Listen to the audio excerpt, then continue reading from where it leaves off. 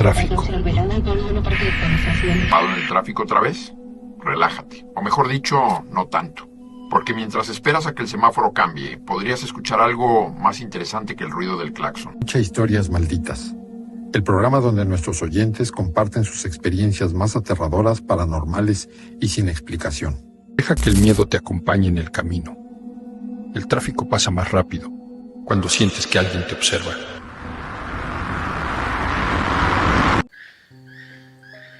Cuando era joven, a menudo pasaba parte de los veranos con mi abuela en su casa en el campo.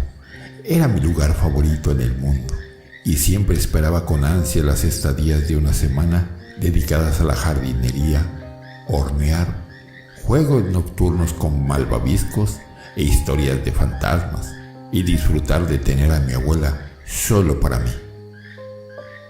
Había un estanque no lejos de su casa donde a veces iba a nadar.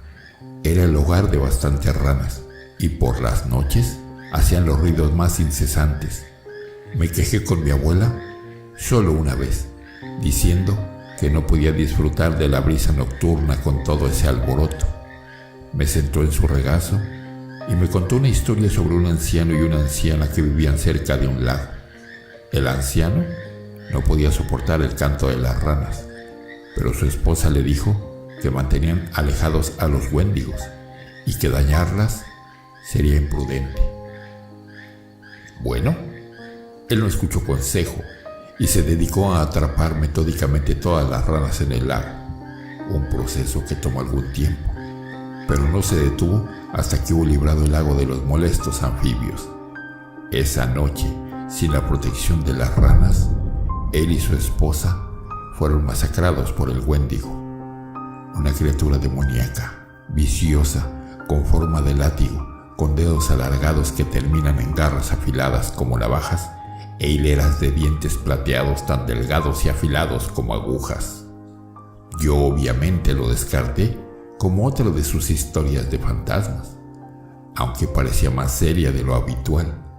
Al respecto, nunca más me quejé de las ranas, sobre todo porque comencé a disfrutarlas y me quité la historia de la cabeza.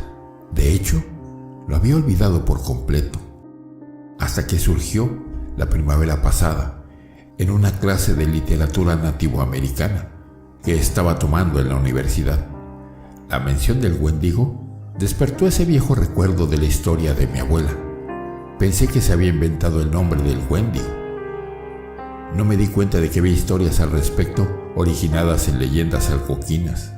Ansioso por conectar algo de mi infancia con el tema, lo busqué en Google, solo para descubrir que aparentemente mi abuela se había equivocado. No pude encontrar nada sobre la historia que me había contado, ni referencias de ranas que brindaran protección contra el wendigo. De hecho, el wendigo de las leyendas se parecía muy poco a la versión de mi abuela. Se decía que era insaciable, anhelaba la carne humana y a veces se creaba a partir de las formas de personas que habían recurrido al canibalismo para sobrevivir.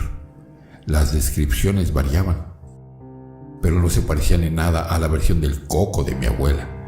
De hecho, me reí mientras lo leía, casi un poco avergonzado por lo mal que mi abuela había estropeado el cuento original.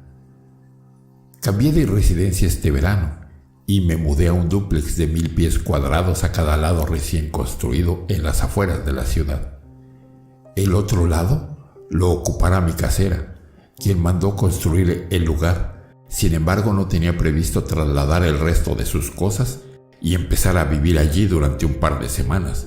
Ella estaba esperando a que finalice su contrato de arrendamiento. Aunque mi nuevo hogar está a solo unos minutos de las afueras de la ciudad, se siente mucho más aislado.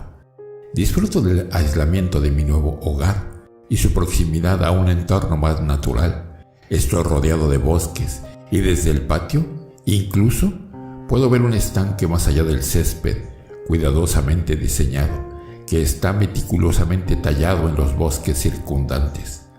Al igual que el estanque cerca de la casa de mi abuela, las ranas han hecho un feroz alboroto últimamente. Prefiero no pagar por no hacer funcionar el aire acondicionado si puedo evitarlo. Así que tengo todas las ventanas abiertas para que entre la brisa. Eso significa que puedo escuchar a las ranas tan claramente como si yo estuviera parado en la orilla del agua. Me tomó algún tiempo acostumbrarme al ruido, pero ahora estoy bien. Como esos veranos cuando era joven.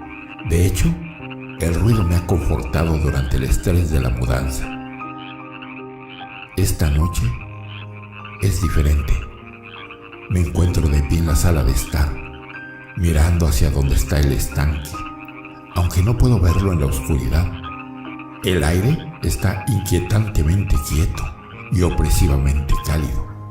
Pero todas mis ventanas están cerradas y siento un frío imposible. Hacía mucho tiempo que me convencí de que la historia de mi abuela había sido un cuento tonto, una distorsión de una vieja leyenda por cuentacuentos irreverentes, pero por alguna razón tengo una abrumadora sensación de temor creciendo en la boca del estómago. No sé qué hacer, estoy atrapado. Salir de mi casa significa desafiar la oscuridad más allá de mi casa, pero tampoco sé si voy a estar a salvo aquí, porque las ranas han dejado de cantar. Si te gustó esta historia, suscríbete activando la campanita para que no te pierdas lo mejor de Fase 3. Gracias por escucharme.